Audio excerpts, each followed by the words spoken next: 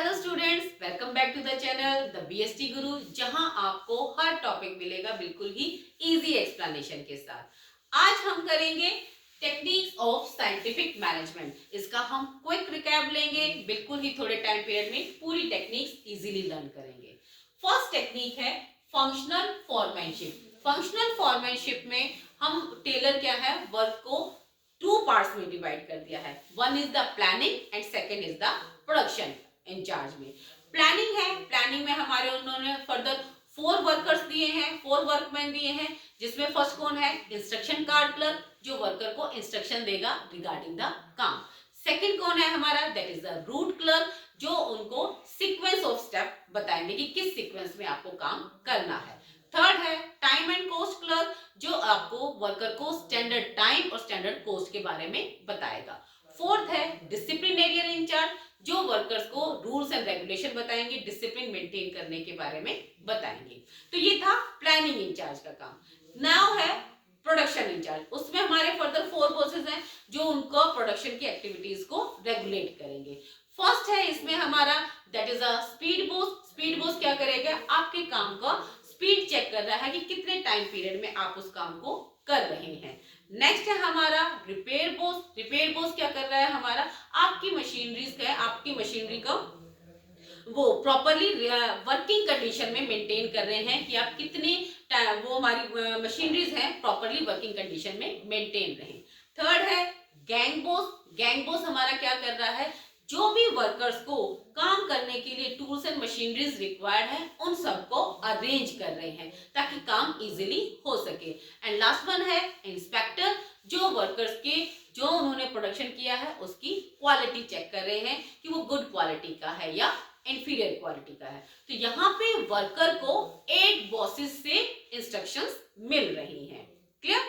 Next है standardisation and simplification. इसमें हम क्या कर रहे हैं, स्टैंडर्डाइजेशन में अपने हर टास्क का एक स्टैंडर्ड डिसाइड कर रहे हैं। स्टैंडर्डाइजेशन में आपका रॉ मटेरियल परचेज करने से लेकर गुड्स का प्रोडक्शन करने तक जितनी भी एक्टिविटीज हैं सबका एक स्टैंडर्ड बेंचमार्क डिसाइड कर दिया ताकि गुड क्वालिटी से प्रॉपर तरीके से काम हो सके।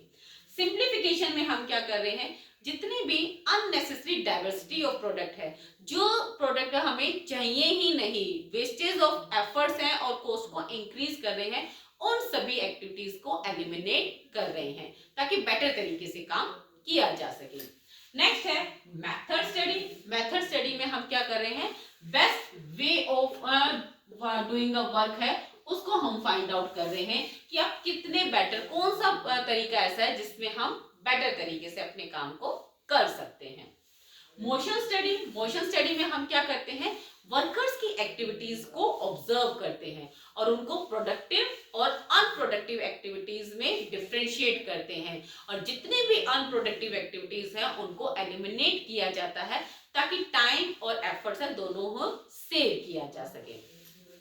Time study. टाइम स्टडी में हम क्या करते हैं, एक स्टैंडर्ड टाइम डिसाइड करते हैं काम को करने का कि कितने टाइम पीरियड में हमारा वो वर्क कंप्लीट हो जाएगा, एज वेल एज उस काम को करने के लिए कितने वर्कर्स हमें रिक्वायर्ड है वो भी हम इसी में डिसाइड करते हैं। नेक्स्ट है फटीग स्टडी। फटीग स्टडी में क्या है, हर एम्प्लॉय थोड़ा काम करने के बाद थक जाता है, तो उसकी एनर्जी रिगेन करने के लिए, उसे दोबारा से एनर्जाइज करने के लिए टेलर इंसिस्ट करते हैं कि थोड़े टाइम बाद कुछ रेस्ट इंटरवल हमें वर्कर्स को देना चाहिए ताकि उस रेस्ट इंटरवल को यूज करके वो दोबारा से एनर्जेटिक हो जाए और तरीके से काम कर सके। इन चारों के कॉम्बिनेशन को method study, motion study, time study and fatigue study को हम कंबाइन वे में वर्क स्टडी भी कहते हैं।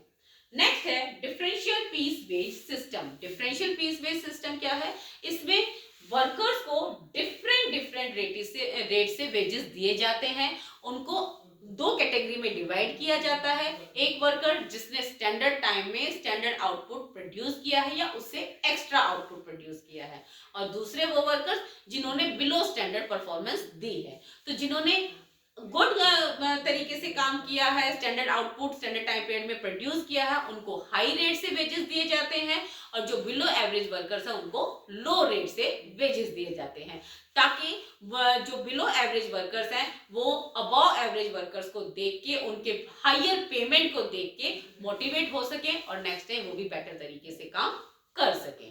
क्लियर? बिल्कुल ब्रीफली एक्सप्लेन किया है, कंप्लीट मेथड हमारे एक्सप्लेन हो गए हैं।